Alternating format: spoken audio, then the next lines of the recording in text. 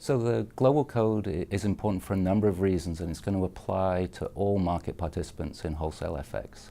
I think for me, the main reason it's important is how critical the FX market is to the ordinary person and the ordinary firm. It's very important for trade, we all know that. It's also important for firms in terms of thinking where to allocate their investment over time across national boundaries.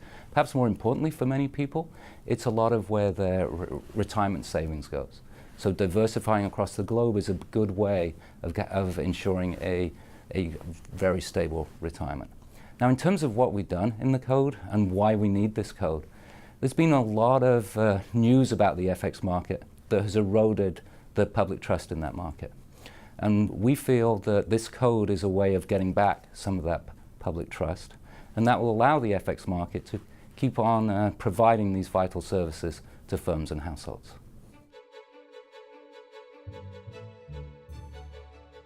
So for New York, which is the second biggest FX trading center, and obviously a really big part of the global financial markets, we've had long experience with using best practices.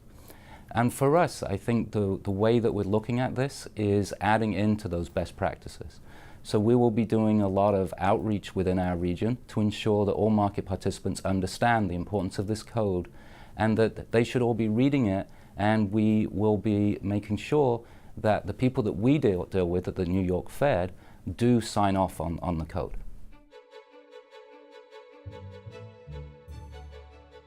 So Last Look is one of the 55 principles in the Global Code. For me, it was a really interesting experience being involved in the development of this principle. There's a lot of discussion and debate over it. I think that we got to a point where our understanding, the market's understanding, improved as we went through this principle.